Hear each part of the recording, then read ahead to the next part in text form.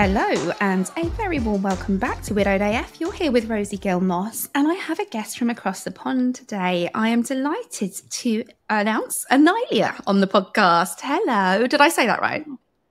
Analia. I know, I was so close. We had a conversation off mic because Leah, as I know her, via Facebook, because we are part of what was the Hot Young Widows Club, aren't we? We are the OG members. And we had this kind of chat about, like, we've not really had a conversation about, I actually don't know how your husband died. And I deliberately didn't look because I like to find out on microphone. And we've talked about this before we came on and why I do it, so I won't bore you again. But welcome and thank you for coming on. Well, thank you for having me. I'm nervous. I'm excited, but I think it's a good thing to get the story out. I think it'll also be kind of cathartic in a way, but it's also as I've seen you grow in our group, what you've achieved since we've known each other virtually has been amazing. Taking our stories and sharing them with other people in the world who, when we were in our initial stages, we didn't have this sort of resource. I remember when, I was first widowed, I couldn't find any sort of information. Yeah. It was hard to find people in my sort of situation at that point. Yeah, it's very isolating. Exactly. And that's when we turned to Facebook and we stumbled upon this group, which the Hot Young Widows Club, now known as the Mama group and group formerly known. Formerly attractive group. But I liked it. And I think much like WAF, the name of it attracted me because it wasn't, I did join Widowed and Young, which is a British support network, but I didn't feel ready for that then. But I liked that sort of tongue-in-cheek name. And it's why I went for Widowed as Fuck for the podcast because although I know it might deter a few listeners, I felt if they're not my tribe, it doesn't matter. So your vibe attracts your tribe and all that jazz. And I think it was the shared dark humor and the ability to find people that you could talk to in the night and people that understood and people that were around our age and people that were making massive fuck ups and, doing stupid things and nobody judged. And I found it I think that group saved me. Whether I mean literally or metaphorical, I don't know, but I found solace there. And to be able to meet you guys as it were across the screen is such an honor for me because I wouldn't, I can't fly around America all the time, although I did make it this year. And I know, I'm so excited to miss it. I know. Where are you in America? I'm in Massachusetts, in Boston, the Boston area. So perhaps we need to do another trip to that side that's of the world. When you come take two. American trip, take two. We'll have to do an annual pilgrimage. I'll just have to start making money off the podcast, Leah. That will have to change. Anyway, I won't hold you up anymore because we know what you're here to do and what you're about to do is brave and it's scary. And as you said, it's exciting as well because it's an opportunity. So tell us about Steve. Tell us what happened. I know that you had two young children, similar age to mine. And I know that you have gone on to get your nursing degree and you've done some really awesome stuff. That is you, isn't it? Yeah, I'm not the nursing degree one. I did get my degree, yes.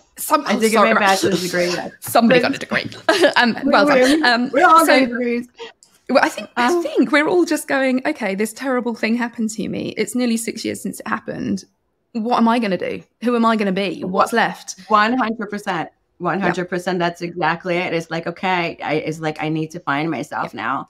And that's exactly what's been going on the last few years. But yeah. All right. Off you go. Welcome. All right. So let's see. All right. So I guess we'll start with how we met. That's how these stories should always start. It should always start. As they should. So he and I met in the time of dial-up internet online. When before online was actually a thing. So back, when we were teens, there were these chat rooms that everyone would hang out in. There were so many ones. We had like MSN, Yahoo. So they were like group weapons of the cities and stuff. So we met on there, and it was a funny story because he was actually talking up a friend of mine that I knew. And she's like, you know what? I think you'd like this girl better. I think you like my friend better. And she introduced us. And, we were 18. He was 19. Or Oh, no, we were both 18 at the time. 18, yeah, we were babies. Um, and so we, it's just a matter of, you're talking, you start chatting, ASL, all that, the lingo back in the 2000s. BRB. Exactly. And so we got to chatting, we got to know each other. We chatted online for a few weeks, actually, maybe even a few months. It was like throughout the summer. And then, it slowly evolved to like a phone call. And then a few months later, we was like, okay, let's chat on the phone. And we got on the phone and we introduced ourselves. And the first thing I remember talking to him was like, oh my God, your voice is so deep. He had this really like booming, deep voice. Sexy. So, we then, we met, and, as teens date, we just started dating. We were, he at the time was a freshman in college. And I had just graduated high school. But I had not started college that fall. So I was still figuring out what was going on in my life. So, we went around, we at the time, I snuck around dating. So, we snuck around, we dated, but as we grew more, I ended up transferring or applying to his college, and I got accepted. So I decided I was going to go dorm. The college was not like in another state. It was literally like I lived in Brooklyn and his college was in the Bronx. Because we lived in New York at the time. So it's, just an hour train ride between us or so. But at the time he was driving. But yeah, so I applied to his college. I got accepted. And so we were both dorming at the schools. He lived at the school as well. So we dormed in the buildings. So we both there. I started to, get my degree there. And then, after a few months or like a year later, we're like, okay, we're paying so much money for dorming. Let's get an apartment together. So, okay, 19-year-olds, okay, let's get an apartment. We did that. So like we literally we started very young together. He completed his degree. We lived together. We both worked at that time.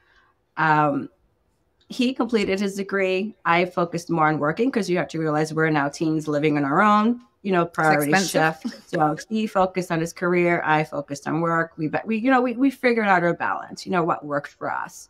We had a plan of how we wanted our future to be, so that was our focus, and as, we worked, we grew, we went through the ups and downs of just being together, growing up, going through, becoming adults together, and as that went through, we then, we got better jobs. We moved to the city, so we lived in Manhattan for a couple of years. We got to enjoy living in the city life without, this was, trying to, enjoying life as best as you could, given what you had. We were growing up, figuring out what we wanted with our lives.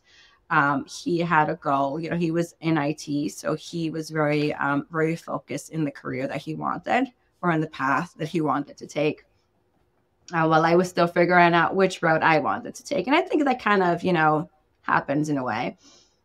And then, so this was on, we dated for, we dated for 10 years. We grew, we worked, we went to school, we did life together, and then we got engaged. And then we decided, at that point, we're like, okay, we're at the point, we were in our late 20s, like, okay, I think, it's time to start a family. We're thinking about those next steps. We were both pretty stable in our careers at the time. So we got married. We did a simple, city hall wedding. We, closest friends and family. Did some photos around, kept it simple. It was just us, obviously, realize it's, we were doing it all on our own. And then, so yeah, then when we had kids, oh wait, no, sorry. Let's edit that. I'm trying to, like, do you know what? It's really hard to do a timeline, especially when you've been together for so many years. Exactly. Like, I feel like I'm blabbering like so much. Not at all. Like, not at all. It's lovely. Okay. I'm getting a real feel for the relationship that you had. And I'm actually going to, if you're amenable, leave it in, but we can edit if you want to. But it's giving me, Ben and I lived in London before we had the children, and we rented a tiny little flat above a Chinese restaurant in a little part of London called Blackheath, which is very, it's quite posh actually. So that's why we lived above a Chinese.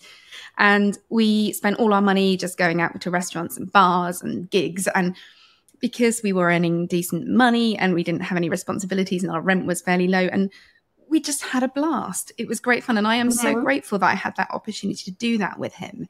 And it's a really pinnacle time in your life because you are figuring out who you are. So, I mean, like, it wasn't as glamorous as living in Manhattan, but I had that with Ben. And it's something as you go in a new relationship, you don't get that. You never get that again, do you? That kind of innocence of youth. Mm-hmm. Sorry, I've gone off on one again. It's exactly right. You know, it's we did a lot of growing up together, you know. It's especially, you know, we both came from broken families in a sense. You know, he lost his father when he was very young as well. So that plays a big part in my grief and post grief as well. Because I was worried, you know, obviously history repeating itself in a sense. But it's, you know, so it was a lot of growing up, but yeah. Okay. So can I, just out of curiosity, you mentioned there that Steve lost his dad young. Did that have a big impact on him? Because what I'm thinking is just the way that we dealt with grief when we were children is very different to how we deal with grief now. So back then, you know, it was kind of stiff upper lip. We don't talk about often. I'm not saying this is the case for Stephen. Whereas now we're much more kind of open in most people I know who are grieving, and we talk about them, and they're very much part of our lives still. And I'm just interested whether the way he was impacted by his father's death concerns you when he died, because I might be just completely making this up. Oh, good. I'm on the money. 100%. Good. No, you are absolutely on the money. And me and his sister have talked about this, you know, because she was my youngest age when their dad died. So, you know, in a sense, she could relate, you know, as to what my youngest was going through, because she was in that situation. You know, I won't go into the details about how they lost their dad, but it was, you know, it was tough on them. And I think that they didn't have the same resources that we have, even the internet now. I mean, even being able to Google, how do I tell my kids that dad died? No, but I think also not only for the children, because, you know, they did do therapy, but I think for the widows themselves. Yeah. And, you know, I think that, you know, plays a part, you know, because if you can't take care of yourself, how can you take care of your kids? You know, because it's especially as a widowed, a solo parent now, you have that struggle or that responsibility. You are the sole person of everything. And it's like, it's so overwhelming at times. Yeah. It's terrifying, isn't it? It is absolutely terrifying. And it's, I think, you know, many people find it so hard to understand and relate to that if they're not in our shoes, but it is so overwhelming and so terrifying that you have to worry about every single sole decision. And there's nobody to share it with, is it? And one of the things I think about is when Tabby learnt to walk, because she was a babe in arms. And it was when she took the first steps, and I filmed it. And then I thought, nobody really cares. Like, yes, they care to a certain extent, but it's a baby, you know. The only people that genuinely are invested in it is really the mother and the father. And you've lost that co-sharer of the celebrations as well as the hard times. And that's something I think that does take a lot of time to come to terms with. And I think it's why we don't very often like it being compared to when people get divorced, which can be a form of grief and very traumatic, but often you are not the only person left. So, yeah, it is a huge responsibility. And actually, take me back. So you've got married, you've had a lovely city hall wedding, which is totally what I'd do if I lived in New York. And then it's children on the horizon. You're following this kind of normal progression. Yeah, it's just children, it's so we had our first when I turned 30, a baby boy. So and then, at that point, we're like, okay, he was 3, I want to say. We were still living in Manhattan at the time. Or no, we had moved to closer to Westchester at the time. And we're like, okay, I think it's time, if we want to expand our family, let's buy a house. So we went house shopping, and we purchased our home in Westchester, New York. When my oldest was 3, let's say.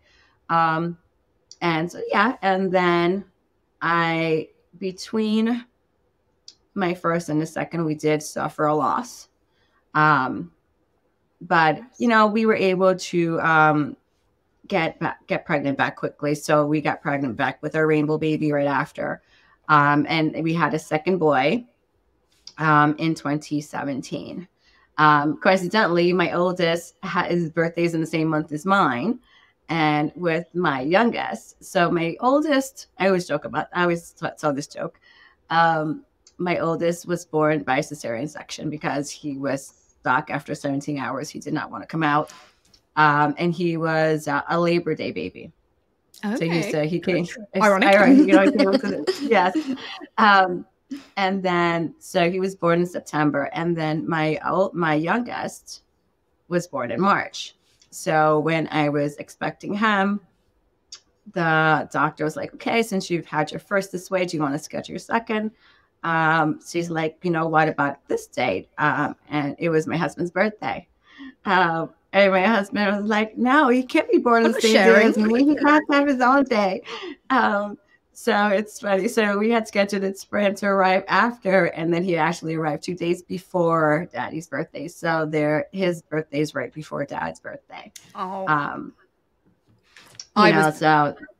I'm in March, baby, as well, and I'm the second, and my dad's the 8th. So I think I was early as well. I could have landed on his birthday. Makes it expensive. So we each have one in our birth month. But yes, so we had 2 boys. So yeah, we had a house. After my second, we decided, or what I decided, I wanted to, I wanted to stay home with the kids, but I wanted to figure out, I don't want to just stay home. I wanted to stay home. Exactly. So we came up with a plan, and I actually we formed my own business, which I ran pretty well, and it allowed me to stay at home and be with the kids and do things with them and things like that. It was working very well. What was it? I said it was working very well. What was the business? A virtual assistant business. Yeah, so I opened the virtual. Yeah. So I was able, to do work for clients remotely, things like that. So it gave me the flexibility to be with the kids. So, and also Steve, he worked from home. So that kind of worked for both of us. We were always home, or we were, we got to, he had the office upstairs. I had my office downstairs. So, it worked because we were more home based for the kids as well. Yeah. So come 2018, the dreaded year of our group, because we are all most of us are in the same bracket or same timeline. Yes, so we all say 2018, and there's this sort of collective groan, isn't there? Oh, I know. But I think that's what makes our group special, because yes, I do. Can relate. We're all going through the same thing. Yeah, I agree. But so 2018 summer, we are working. The oldest is at summer camp. So, we do summer camp, so it's good to get him exposed. He was don't do that here. We really should. I was like, but it works. It's like, we were working, even though I had the flexibility from my work, I still had to work, during the summer. You can't be getting 75 snacks a day, can you? Well, I was already doing that with the toddler, who was 18 months at the time. So I was still home with him, or he was still home. So it was July. And during that month, I had come across a post of like this mom or this person that was doing like family photos. And I had asked Steve, I was always asking for family photos, and he didn't never really like taking family photos. I was like, listen, it's right here. We can like do this. It's right by the park. It's like 15 minutes. You don't have to really do anything. So he gave in. He was like, okay, fine. So we, that weekend, I think we did the photos on Saturday. So we went to the park. We did family photos. Then that Sunday, I think I had won tickets to this off-Broadway show called like the Million Bubble Show or something. It's just like basically they do all of these tricks with like bubbles and things like that. So we all went as a family into the city. We went to see the show. It was like the perfect family weekend. Everything was fine. Nobody was attached to their phones. Like we were just enjoying family time. On our way back from the city that day, it was so funny. I'm sitting so you take the train, the Metro North, which you heard in my background, which here is called the T. I've heard that. So I'm sitting on the bench. So it's like he's sitting by the window with the baby in his lap, and my youngest is here, and I take a picture of them. And that's the last picture that I took of him and the kids that I have on my phone. And I didn't realize that until after. So this was Sunday.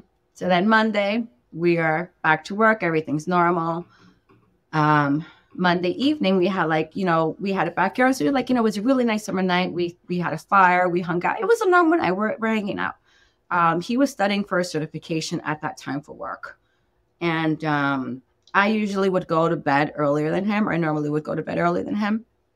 So he had sent me a text that I saw in the morning that I said, like, don't let me sleep until too late, because he was studying for certification. He wanted to wake up and, get everything he needed to get done. So the next morning we wake up, and he wakes up too. He's like, he wasn't feeling too well. He had mentioned that his jaw, and during our time while we were dating, we were healthy, always, healthy growing up. But Steve used to have these episodes called vasovagal. And this would happen when he would get triggered by something. Let's say, like, if he was a mechanic at a time, and let's say if a hammer fell on his thumb and he split it and blood started spewing out, like the sight of the blood would trigger his blood pressure and he would pass out. Okay. Or something like an emotional distress would just cause him to pass out. I think his sister, like when she draws blood, she kind of saw when it gets blood drawn, like if she were to donate blood, kind of suffers from the same thing. So throughout our dating time, he had like 3 or 4 episodes of vasovagal. And, he when he had told me about it, he's like, do this to me. Like if I fall, I'm going to pass out. Just make sure that I'm rolled over, that I'm breathing. And he would like just wake up after like a minute or two. So that I already knew the process of that. Tuesday morning when he woke up, he had woken up. He had said that, he wasn't feeling well. He had a headache.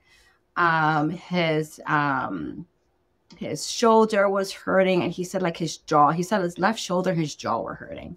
So we were like, we're 37. We're like, maybe you just slept wrong. Maybe you just didn't sleep right, take a Motrin. So that's what he did. He took a Motrin and he fell in and he took a nap on the couch. He's like, I'm going to take a Motrin. I'm going to take a nap on the couch. Just let it just work, so I can wake back up and start working on certification. So I let him nap on the couch. And so he was napping on the couch and I'm sitting on the couch while I'm working on my laptop because I was watching some TV show or whatever. And so he wakes up after a few hours. He's like, okay, I'm feeling better. At that point, I had put in the baby for a nap. So like, it was like noon. I think it was 12 o'clock. Yes. No, it was like almost 12, because between the hours of 12 and 2 are the hours that are ingrained into your like cemented forever. So it was like before 12, he's like, I woke up, he woke up, good. I'm going to go up to my office. I'm going to start working. So he does that. And so the baby's napping and I'm sitting in the living room watching the show. And all of a sudden I hear a thump upstairs. So first I call for him and I don't hear him. So I put my laptop down, I go upstairs and I see that he is on the ground. So I'm thinking, okay, he's had a vasovagal episode. At that time, he was face down. So I rolled him over. I did everything that I was doing. He was breathing. So everything was normal. But he wasn't waking up. A minute had passed. 2 minutes had passed. 3 minutes had passed. And this is not normal. He's not waking up. And this is not normal. This is not. Oh, okay. This is not normal. He would always wake up after a minute or two from this episode, these episodes. So this was not normal. He was not waking up. So I go get like a wet washcloth. I go like, maybe like, because he's still breathing. I hear him breathing. Yeah. So I'm like, okay, like what's going on? I get a washcloth. I'm like, maybe like he needs blood, rush back to his head. I lift up his legs. He's not waking up. Okay. And it's just me at the house. Baby's still napping. He's on the floor. So I grab my phone. I call 911 because like, what is going on? So I'm like, I call 911.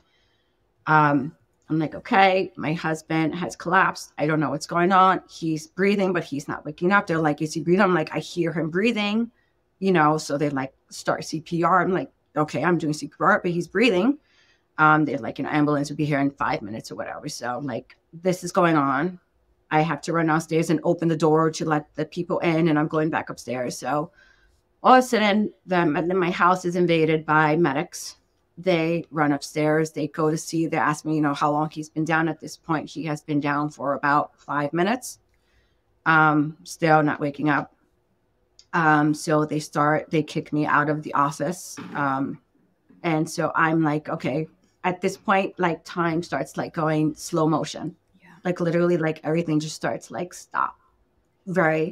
So, I'm like, okay, what do I do here? I start trying to text his sister who at the time lives in Massachusetts. I lived in New York. So I'm like, okay, maybe let me text her. Let me call her. Maybe there's something I don't know about him. I've been with him for 18 years. What could I not know about his health? But he was also 37 and he would not go to the doctor because he was healthy and had nothing. He's like, why do I need to go to the doctor?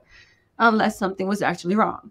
I'm texting her. I'm like, 911, I need you to call me. And then I'm calling my neighbor my lovely neighbor friend. She passed away a year after him, but she was like literally like a grandmother to my kids. She was like a mom. Like I love her. I loved her so much. I'm calling her. I'm like, friend, I don't know what's going on. Steve collapsed. Can you come over here and be with baby? I don't know what's going on. So she runs over. And at the time also, we shared the same cleaning lady. So my cleaning lady was at her house at the time doing cleaning. So she runs over as well. So they're both at the house. They're trying to see the baby starts waking up crying. I'm in the bedroom. A police officer's asking me questions like, what circus? I'm like, he just collapsed. I don't know what's going on. So they're like, okay, medics are going to take him to the hospital. I'm like, okay, let me jump in the ambulance. They would not let me get into the ambulance with him. Why? They would not let me get into the ambulance with him. I'm like, why can I not get in the ambulance with him? They're like, no, you need somebody to take you. I'm like, okay, I'll drive. No, you cannot drive to the hospital. Somebody needs to take you. Okay, so I'm like, okay, what I do? I have the baby here. My oldest is still in camp. I'm the only person here who's going to pick, I'm like, friend, what's going on? So Fran stayed here with my baby. I called my brother. I'm like, I need you to come here, stay with the kids. My neighbor's here. I need to go to the hospital. Something's going on. So my cleaning lady's husband, who he was an extra, and he was a sweetheart also. I love that man as well. He drove. He's like, I'll take you to the hospital because her husband had called. She's like, come here, whatever. So he drove me to the hospital. And like the hospital is literally like 5 minutes away. And I swear it felt like it took like 20 minutes to get there. Every red light, every traffic jam. Oh my God, it was the worst. But it gets even better because then I get to the hospital and I go to the ER window. I'm like, my husband was just brought in. Can you let me know where he is? They're like, okay. They let me into the ER. So now you have the bays. and they're like, we need you to wait in front of this door. Somebody's going to let you in here. So it's called the family room. I'm like, okay, why do I need to go to the family? Can you take me to my husband? No, we need to let you in here. So, of course, then the door was locked. The nurse couldn't find the key. So I'm standing in the middle of the ER floor, waiting for somebody to open this door, and nobody's telling me what's going on. You must have been terrified. And so finally a nurse figures out the door. They get me in there, and I'm there now waiting. And a minute later, a doctor comes in. He's like, you know, we've tried everything we can. We cannot bring him back. He's been down too long. Do you want us to keep on? I was like, of course I want you to keep on. I don't know what happened. Like, why is he, like, he just fell. So they kept on trying, and they could not bring, at some point, I think after I read like the records, they were able to bring him back for like a minute or two, but it just wasn't holding. It was just gone for too long. And, you know, so at the point it's like, okay, my husband just collapsed. And at the point, the doctor had to come back, and he's like, he's been down too long. We have to make a decision here. We can't, you know, it's in the ER. So it's like, you know, there was nothing else that could be done at the time. So at 1:42, they had to call it. So, what was the date? What was the date? July 31st. I don't know why I wanted to write it down, but it's just where you've told me the exact time, and I thought, gosh, that exact time is burned into your mind, isn't it? That 1:42 p.m. on July the 31st. Yeah. So it's funny because like for like 3 years after, I literally like I needed to like lock myself or like go to sleep for like those 2 hours. I would take the day off of work or something, and just like I needed to just like zone out. Like I could not. It took a lot of therapy to be able to get through the day in one piece. It's definitely been a struggle. But so then they asked me if I wanted to see him. So I'm like, okay. They take me to the room, and, you know, they closed the door. Luckily, it wasn't like a room with just a curtain. So it was like a room with like a door. Some privacy. A bay with the door. So they were able to like close me in there. So like, you know, take all the time you need. So I'm just there with him, you know. And I don't know what to do. Like my life just is done. Yeah. And it's this suddenness, isn't it? That 1 minute your husband is well and in your life and exists in the world, and the next minute you're being told that they don't exist, and you don't know why. And I'm hearing here that you have no clue what's happened.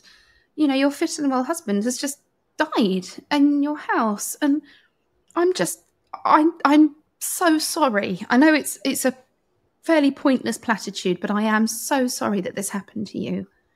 I really, really am. Were they able to give you a reason at the hospital, or were you left sort of with a great unknown? So it's officially ruled as coronary artery disease. He was a smoker.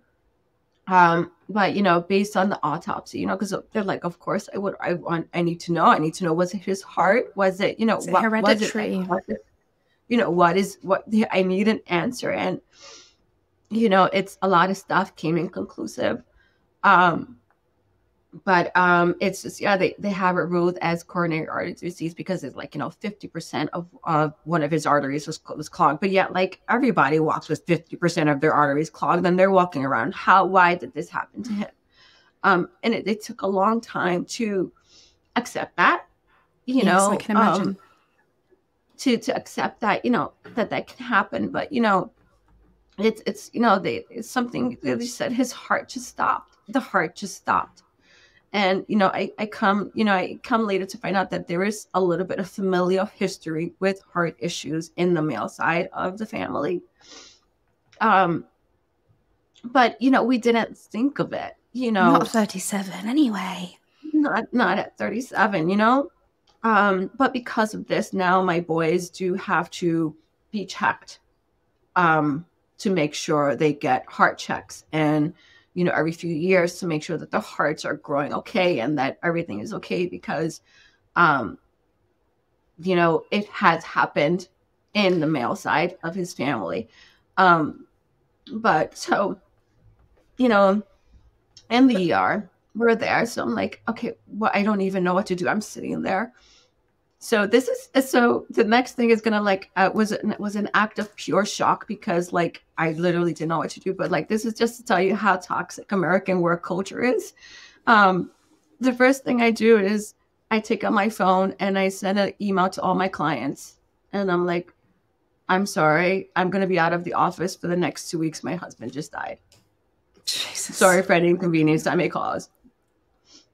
And, then I'm like, okay, I have to call Steve's job. Steve worked for a big tech company. So I'm like, okay, I don't know how to get in touch with his boss. I don't know, if he was supposed to be in a meeting, maybe he was supposed to be I need to get in contact with someone. So,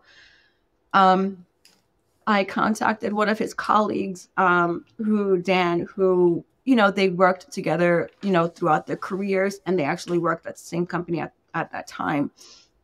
And he lived at Seattle at the time, but coincidentally, he happened to be in New York that day.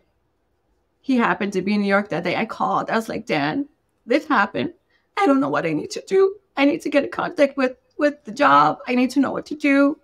He's like, tell me where you are. I'll run up to Westchester right now. And him and his other colleague, who was also Steve's friend, they both rushed up met me in the hospital. And then, also at the point, they're like, somebody needs to take you home, but they Ubered. So we didn't have an Uber. But at the point also, when the doctor told me what happened, he's like, you need to call someone to be with you. And, okay, I'm like, who can I call? My brother's with my kids. My neighbors with my kids. I didn't have much family out here. My sister-in-law in Massachusetts. So I called a friend, a coworker, Erica, who, we were not working at the same company anymore, but we stayed close, Facebook friends, text, whatever. I was like, but I knew she was the closest person who could get to me. So I texted, I was like, Erica, this happened. Can you please come meet me at the hospital? So she just dropped everything and she just ran to be and then her and Dan and after a hospital, okay, we need to take you home. So they're taking me home, and so his sister, I finally got in contact with her. She at the point was 5 months pregnant with her first, and so he then got to meet his nephews or niece now. But her and her husband just rushed down from Massachusetts. They got in the car and they just started driving down to me. So it's just, I come home and the office upstairs is a mess because of the medics. So it's Steve's colleagues went and they cleaned up the office for me. You don't need to see any of that. And I had meat defrosting on the kitchen because I was supposed to just normality. And then in between all of that, I have the organ donor people calling me every hour. We need to know what you want to do with his organs. I'm like, what do you mean? They're like, we need to know because the clock is ticking. I'm like, I don't know what to do. So I have family driving down from Chicago, from Florida, everywhere now because it happened, at the hospital. One of Steve's relatives is a cardiologist. So I had to give him permission, authority, the doctor to speak to him because I need you to speak to someone who can break this down to me because I cannot understand you right now. Yeah. So I gave him authority to speak to him, and everyone just started coming down on the phone and telling me everything. And so so in the middle of all that, my youngest, not my youngest, my oldest, I was home. And I told my brothers, don't tell him. Don't tell him about Steve. Now, my husband used to travel for work. And so we were used to him being away from home, 3, 4, 5 days a week sometimes. So I didn't tell, for the I held off on telling my oldest for 2 days. We made it. Daddy's on the trip. Because I needed to figure out what to do. Like, we needed to make decisions. We were 37. We didn't have plans in place. We didn't, we didn't have these decisions made. We didn't know what we wanted. Like, I kind of knew what he wanted, but I also had to think about what you wanted. not only what I wanted, but it's like what the kids. It's like, did I want to have a burial and have my oldest be the last image that he saw of Dad? No. So I decided that I think unified. That's not the route that I took. So I remember that night at that point, my sister-in-law had gotten there and like, she's taking care of the kids. I'm like, literally like, just like in a daze. I finally had told the organ donor, just do what you need to do. Just stop calling me. Just at this point, it's okay. Just do it. Because I knew what I was going to do anyway. So I was like, just do, but luckily his donation was able to save firefighters. He was able to donate his corneas, and he was able to donate bone and firefighters for burn firefighter victims. So, he was able to do good for the world. He did good even after he was gone. That's something quite, I think of Billy when you say that, actually. And his husband's heart saving someone else, and this kind of idea of being able to do good. But I remember that night, I posted on a Facebook group as an anonymous post in like a mom group. I was like, my husband just died. I don't know what to do. Like, how can I support my kids? Like, what can I do? Like, is there anything available in the area? And they had directed me. One of the people talked about this bereavement center in Westchester, and was like, I got to tell you, that place was like an absolute like godsend, not only for the parents, but also for the kids as well. They would do like at the point, we had to wait 6 months before we were able to before we were accepted. But, they got the kids to like, the kids in the same age group to like talk about, their grief, and the parents got to deal with their grief, so like it was really good for both of us. He got to relate to kids his age going through the same things. I'm sorry, just to interject. Was this a like a recurrent thing? Because it's reminding me quite a bit of something that I've utilised, which is quite a small local charity called Holding On, Letting Go.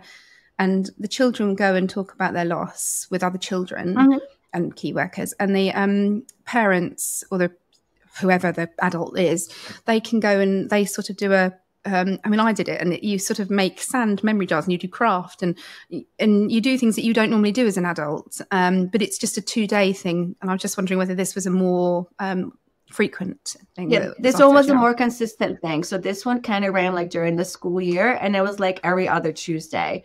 So it was like great. Like they would do like family pizza. So all the families would have pizza together, and then you would break up into your groups. It was really great. And then COVID hit and turned it all virtual, but it was amazing while it lasted. And it was just such a great resource. But so I remember, my oldest had like, it was the end of camp, and they had like the end of camp show. And I remember I was going to see some of the moms there, it was a small town. Everyone, I'm sorry. I said, there goes the train. Oh yeah, the train. Yes. We were all, the people in the neighborhood knew what had happened already. It was, it was a small community. Everyone, knew. So some of the mom friends that I knew, I was like, I'm going to the show today. Don't mention about Steve. I haven't told him yet. I'm telling him today. I wanted him to like enjoy his last days of camp. He was 5 at the time. I didn't want to have to break a 5-year-old boy's heart. Like I didn't even know how to do that. And then, I needed to like get my thoughts together in those 2 days. Like I was like locked myself in the office, like trying to figure out paperwork and this and that, and just where do I even start? But so I went to the show. We came home and I told them, I was like, something happened with Daddy's heart. You know, he died, you know, and he, you know, he took it like any 5-year-old would, you know, he cried. And then like 5 minutes later, he went to go play with Legos. Right. You know? Little psychopaths, right? It's like, okay. But, you know, but before you told anybody this, you thought that your child was the only one that had done this, right? And it's only when we say, oh, no, my child did the same thing. They cried and then they started playing Harry Potter. And I thought there was something wrong with them, you know, that they hadn't, like, why are my kids not reacting the way I would expect? And whilst you don't want them to cry, but that feels like the normal reaction. But what they do is the normal reaction, isn't it? They cannot cope with that level of information. And I had a 5-year-old, actually. Hector was 5. And it's a really difficult thing for them to understand. I think my 7-year-old was able to understand more. And my 5-year-old, actually, he's not really processed properly yet. And I do think trying to explain to a child of that age the magnitude of what's happened is so difficult. And of course, the little one, I mean, they know something's happened, but how on earth do you tell an 18-month-old? Yeah, you don't. Daddy's here one day and Daddy's here, not here another, you know. And it's like with him, it's one of the biggest struggles I have with him is because he doesn't have any memories of Dad. Yes. You know, it's like the memories that he has of Dad are only the ones that he hears about or the ones that we can show him in pictures. You know, my oldest will barely have memories of him as he continues to get older. You know, it's like all we have are pictures. And like, you know, I wish I had more videos. I wish I had more things with his voice. I wish I have 2 videos with his voice. And it's like one of them is like a work speech he's doing, but it's like, it's his voice. It's him, you know. My dad is sorry, I was going to interject there. My dad is a former broadcast journalist, and he had this kind of like big camera, and he just used to take it around. It used to really get on my nerves because I was like, oh God, stop filming me, Dad. But what he has created for me, I've yet to watch it, is a catalogue of videos that have Ben in. So every piece of video that he ever got with Ben in has been curated and kept for me. I've not been able to watch videos. I said I was going to do it last year. I had quite a lot on last year, so I might try this year. And much like your boys, mine are sort of aware of the grains of sand, you know, the feeling of them slipping through the fingers. And they actually have quite recently, my now 11-year-old has been asking to see more and hear more, and is aware, and has even said the words, you know, I feel like I don't remember him. And my little one, who is 6 months, she is now reaching the point where I think some therapy is going to be put in place, because for her, she'll say things like, oh, it's really sad that Daddy didn't get to meet me. And I'm like, oh my God, he did meet you and he loved you so much. But it isn't fair. And I think this lack of real memories, you know, she can pick him out of a photograph. She has a bear made from his clothes. And I even have a handprint that I did in her room, but that's not enough. It's not enough. And we bear the responsibility of keeping those memories. And it's a big weight to bear, big responsibility, but it's something that I know that you have chosen to do, and I've chosen to do. And as a result, our children will be better, happier, feel safer. But it is the hardest thing I've ever had to do, is to tell children that their dad had died and then subsequently raise them through the fallout of it. But yeah, you talking about videos, I think actually I'm going to push this, and I'm going to make myself do it, because if not, it's something to do for the children, if not for me.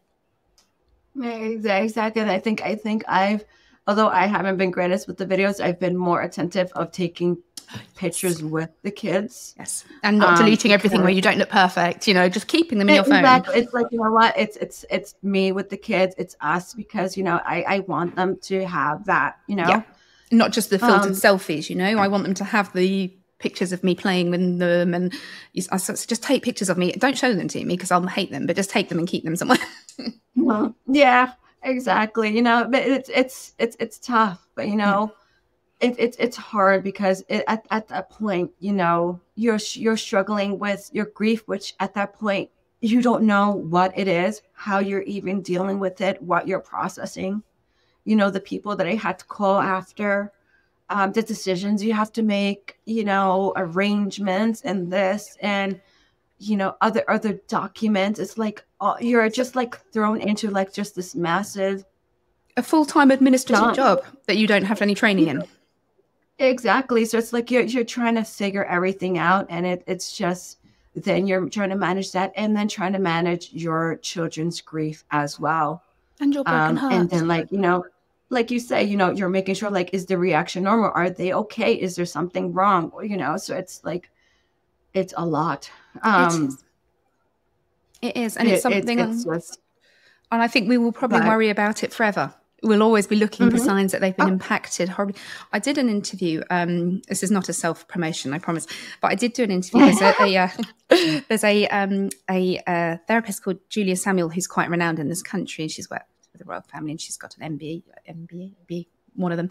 And I spoke to her, and I did ask her, and I said, would I know by now if my children had been irreparably, however you say that word, damaged by this trauma? And she said, yes, we would know by now. And I took quite a lot of comfort from that, because my therapist has also said to me, I know you worry about fucking up your kids. I'm going to tell you that you already have, because everybody fucks their kids up in some way. It's varying degrees of damage, but it's just the importance of keeping them feeling safe and loved and able to talk about their emotions. And those are the real key things, I think, I believe, in enabling children to process grief, because nothing is off limits. And I have an autistic son who will ask me some very direct questions. And where possible, I try and answer. I don't know, because Ben's body's out in the English Channel. I don't know what killed him. We work on probability, but it's important that we are clear and honest and open. And now they see us grieve as well. I hid my grief. I used to cry into a laundry basket. And actually, I think seeing us go through this enormous catastrophic event, seeing us grieve, seeing us get better, and seeing us recover, is maybe too much a word, because I don't think you ever fully recover, but seeing us grow, I think they in turn become more empathetic, they become kinder. You know, my eldest son, and I haven't actually said this on the podcast, he wrote me a letter at Christmas telling me how much he loved and respected me and how grateful he was. And I lost it. I mean, I just sobbed. It's the most precious gift I've ever been given. And for him to acknowledge that at 13, and I just think we're making good humans here. And it's like, I struggle with that, especially with my 11-year-old now. It's just like, he's going through the preteen stuff. And it's like, we struggle, because I feel like I have to pull stuff out of him. They're not talkers, are they? Yeah, exactly. And so, like, I try to follow their lead when they ask questions about Dad. I try not to bring it up unless they want to, because I don't want to make them sadder. So I try to follow their lead. And when they ask questions, if they want to see pictures, if they want to go through stuff. But yeah, it's a constant worry of trying to figure out, you know, as we used to say, not breaking the kids. I can't break the kids, not now, and especially now. Yeah. But you know, it. And you do. I don't know whether you're the same, but you feel a sort of extra level of responsibility to make their lives wonderful, to give them the holidays and the Christmas. And I was sick over Christmas, and I wasn't able to be present, so I felt awful, and I couldn't really kind of figure out what it was. And I realized it is this internal pressure that I put on myself. Nobody else does it, to create perfect moments because of what they've had stolen. And we know that there's no such thing as perfect. They know there isn't. And actually, they had a lovely Christmas without me, which is quite sad. But it is this idea of following their lead, because I spoke to a friend of mine who lost her dad young. And I have actually recorded it. It's going to go out as part of a series where I talked to people who lost a parent young. And one of the things I took from this conversation, and it was the idea of enforcing grief. So, for example, anniversaries, I don't know what to do. Why do I want to acknowledge that day, you know? And she said to me, she felt quite pressured to grieve on specific days or at specific times. And actually, the grief comes, as we know, it comes out of the blue. It blindsides you. You don't know when it's coming. And to enable them to have the freedom to grieve at their own pace, in their own time, I think that's something that I hadn't been doing, actually. So we learn along the way ourselves. And I sort of said over Christmas, I bought some, pens, and I said, "Do you want to find a stone and we can take up to the church for Dad's memory boxes?" And actually, we didn't in the end. And that doesn't mean we weren't thinking about him and honouring him, and that he wasn't in our minds. But it's how you don't have to make a pilgrimage somewhere where they're not there to think about them. They are here. They're everywhere. Mm-hmm. Exactly. But it's definitely a lot to take on. The last, through the next few years, after his death, it was, how do you go on? How do you live a life when all you've lived is a life with that person? And that is, since 18, your whole life. Exactly. So it's like, I was this person because he was with me. And it's like, okay, I literally, it's like half of me is gone. Like, how do I do this? And it's like, his and my sister-in-law, like, they would drive down literally every weekend. They would come down, drive back up, drive down Friday, drive back up Sunday. They did that for like 3 months during the summer, just to help me with the kids, and just like, that's so kind. Because it was just of tremendous help, because it's like I just was lost at that time.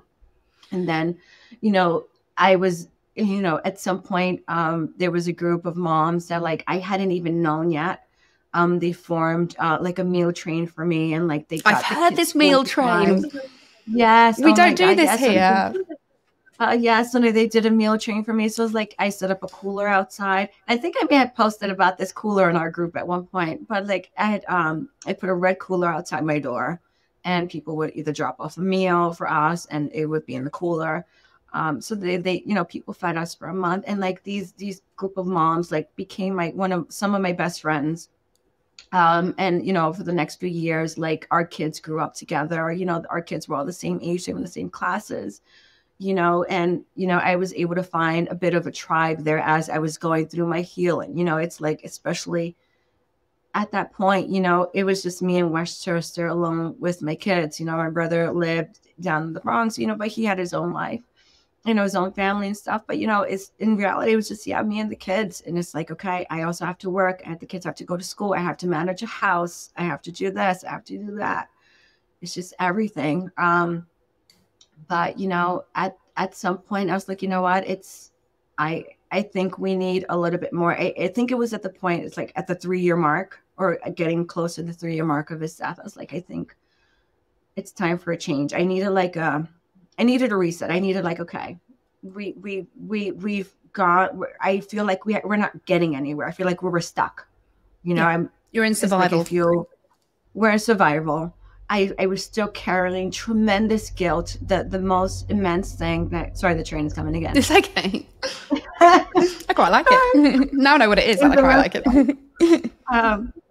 But it's something that, the guilt is something that I carried with me for a very, very long time, because Why? I was was guilty. I carried the guilt because I thought that I didn't do enough.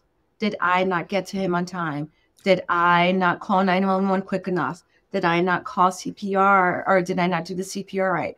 That was a tremendous guilt that came over me. Like, what could I have done? And I the therapy that actually ended up helping me with this, because I tell you, I went through like 6 or 7 therapists, but the therapy that actually ended up helping me with this was EMDR. Do you know, I knew you were going to say that before you did. I have heard so many of us experience this and have a really positive result. I've not done it. Now, embarrassing to admit really, but my psychiatrist doesn't think I'm ready. I think you need to be quite, I also think you have to be quite specific about what you're going in to unpick. So I plan to do it. And I think it was weird because it was the same thing when I was researching it, I was like, yeah, they're like going to make you relive a certain point of it and this and that. But I tell you honestly, when I did it, it was nothing like that. It ended up unveiling stuff from like my whole past that ended up being what tied the knot together. But it was like, it didn't feel traumatic going into it.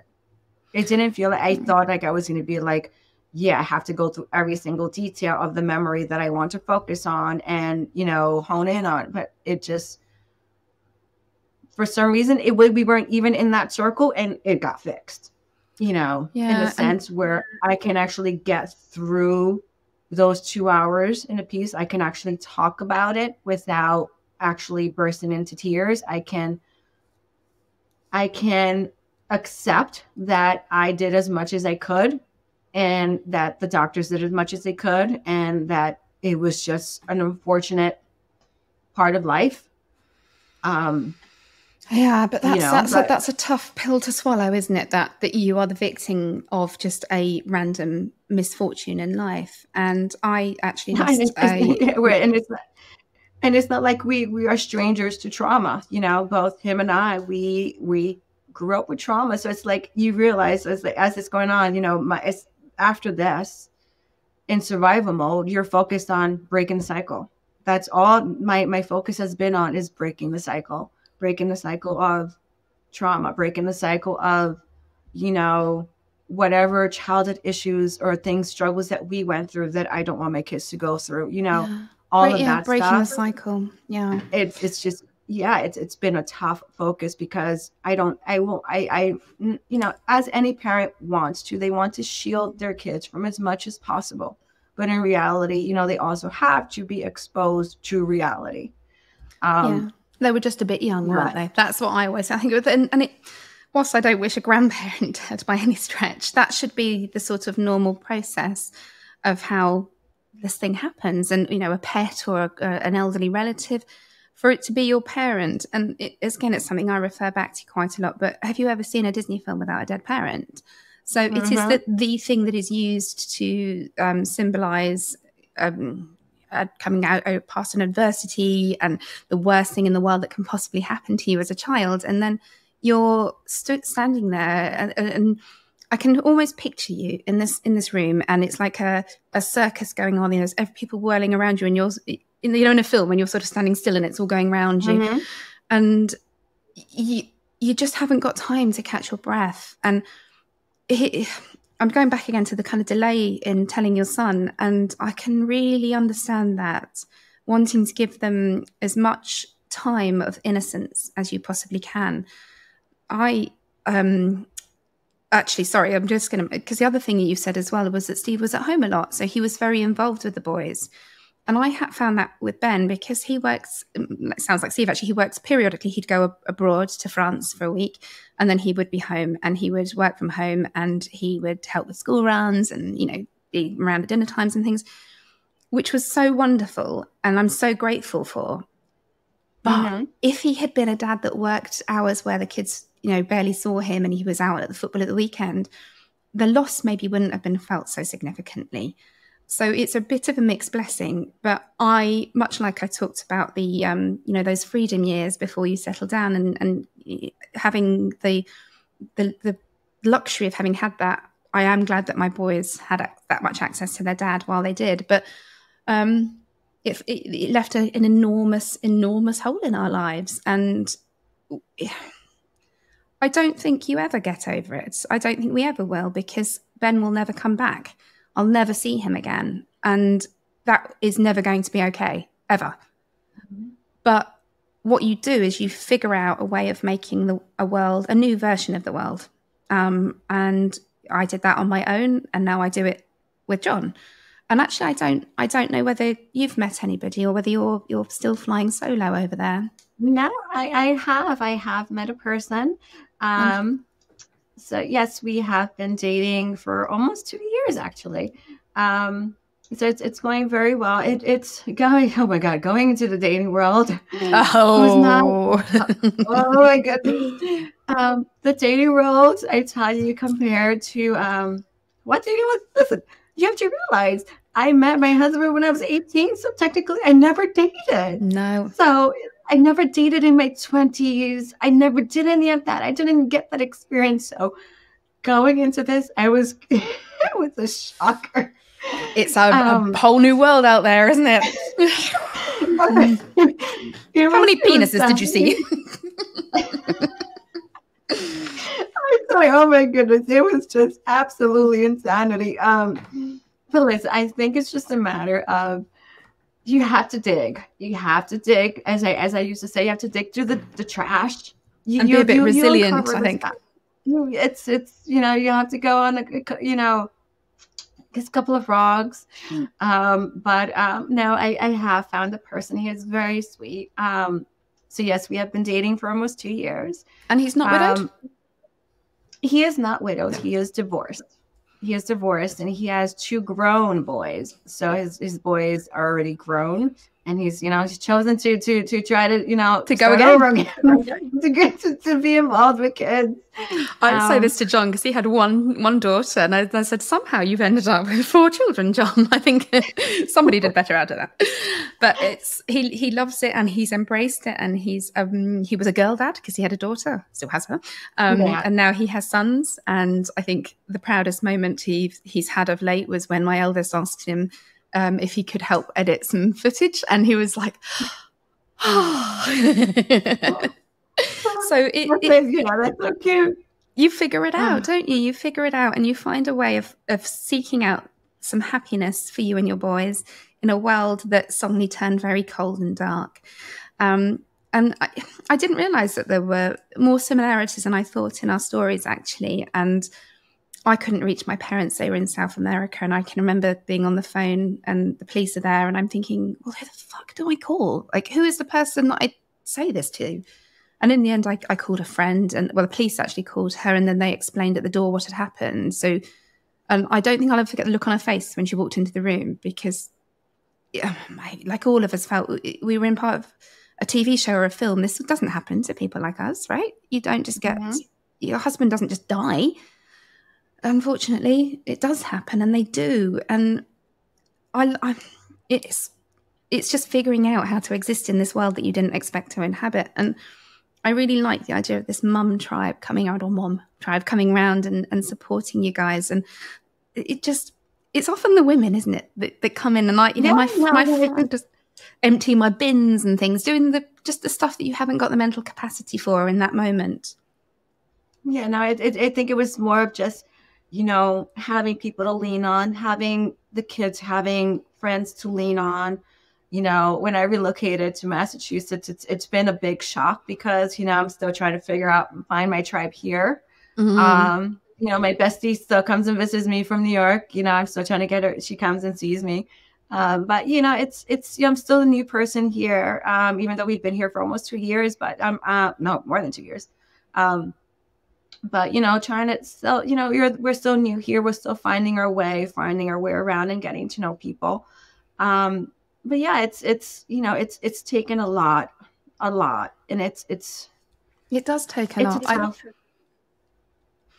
It's a tough thing to go through, and this is why I felt like doing this would be good, because it's it doesn't matter how it happened. We're in a sense, I think all the emotions that come after are all relatable. We're all going through the shock. We're all going through the thing. And it's just, how do you find your way? How do you find the information? Who do you lean on? And it's just everyone. It's just something that is just inexplainable. There's a loneliness that's never going to be filled ever again, no matter with finding a new person. Yeah. As I've explained to the boys, I refer to him in our group, it's something that, there is room. Our heart is capable of loving more than one person. And my love for Steve will never, ever, ever go away. If anything, it grows stronger each day that he's gone. Did you love your first son less when your second son was born? No, of course you didn't. And it's not the same as having a child, but the human heart capacity for love is infinite, and it just takes the right person. And finding somebody when you're widowed, because it's scary. It's really scary. Like you talk about going back into dating, and I had a little foray onto the apps it was curiosity as much as anything. I was and then I met John, and thankfully that whole thing was taken out of my hands. But It's very scary because you're not dating as a single person anymore. You're dating as a mother, and you're dating as somebody who is still in love with somebody else. So it's going to take one hell of a person to be somebody that you're prepared to open your heart to.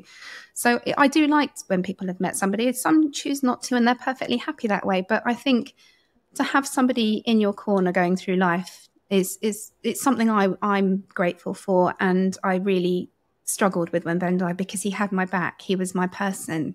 You know, he would, like I my Instagram post, even if you're wrong, they would take your side in public. Tell you afterwards. But it's losing that, and I have found it in John again, and I'm very fortunate because lots of people don't have that kind of love once in a lifetime, and I found it twice.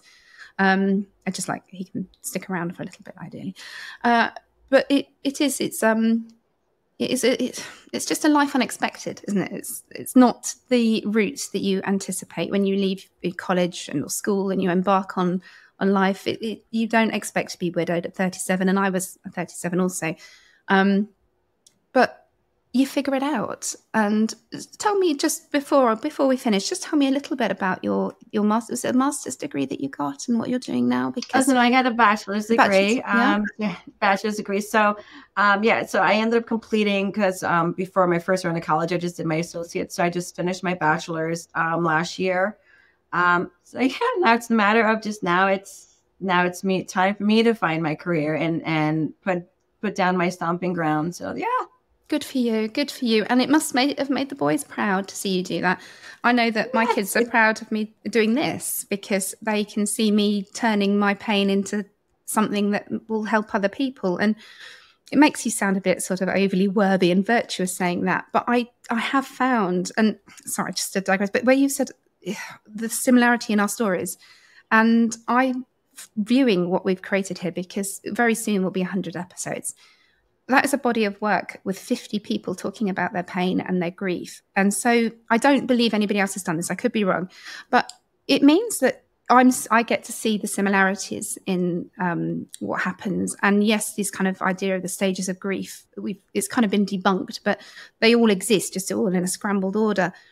But the arc that I see, and it's people that come on here because nobody really comes on here if they're still stuck. They tend to come on because they've worked the process and they're in a position to talk about it.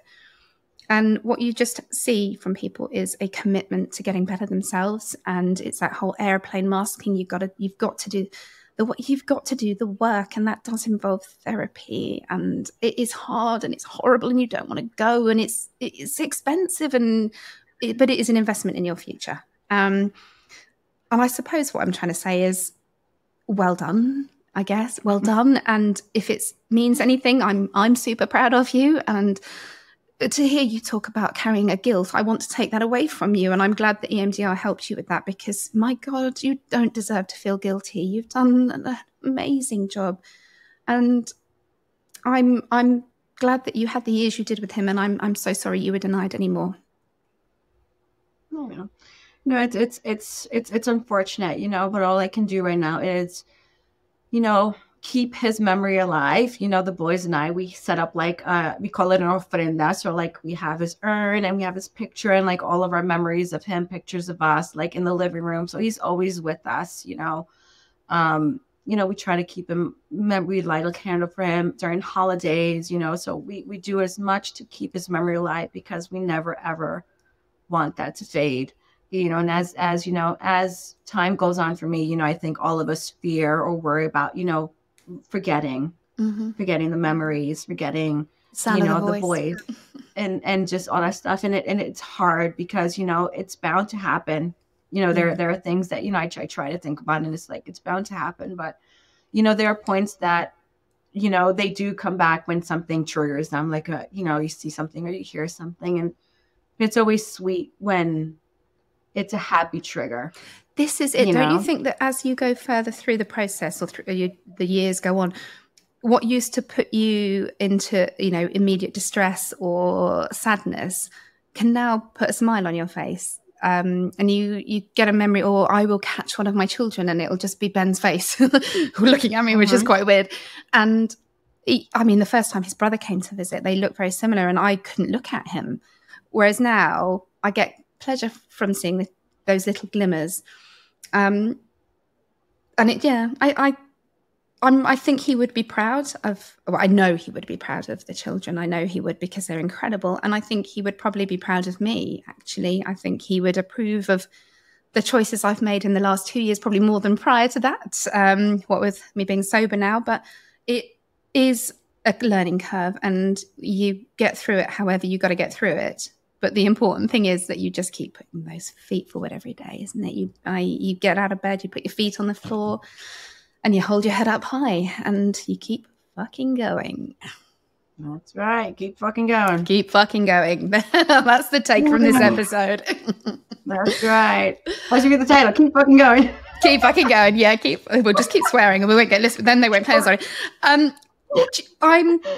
It has been an enormous honor to talk to you today and to hear your story. And it made me very emotional to hear it. So I got the old hairs up on the arms, and I had to fight off a couple of tears. But I also hear in your story a beautiful love story, a story about a family, and a story of survival and hope. So it is not just a story of enormous tragedy, although that runs through it, but you are inspirational. I know we don't often like to be called that, but you are. And I am hugely grateful for you for sharing your story. And I know that it will help other people. So you have done some good in the world today just by talking to me. Well, thank you so much for having me, Rosie. You yourself, you have much to be proud of, and you know that, girl. You have done so much with so little. Oh, I wouldn't say so little, because it's a whole ton of crap, but still, you've done a whole lot. So you have so much to be proud of. It's funny, isn't it? This idea that we just sort of thought, okay, let's see what happens, and that it's had this impact. And yes, I am incredibly proud of WAF. I'm so proud of it. It is one of my greatest achievements, and I have some great plans for this year. I'm going to do some offshoots, basically like the sound of my own voice. But for now, I'm going to say thank you and goodbye to you, and stay in touch, please. And I do want to come over to, and I'm thinking New York would probably be a good base for meeting up with people. So it may not be this year, but in the next couple of years, I do plan to come over and give you all a massive, great big hug. But for now, for now, you'll have to make do with a virtual one, and lots of love. Okay, you take care, darling. Thank you very much for coming on today. And for anybody anybody who has any questions that they might want to ask, you can send them to me, and I can pass them on. But take care out there, everybody, and lots of love.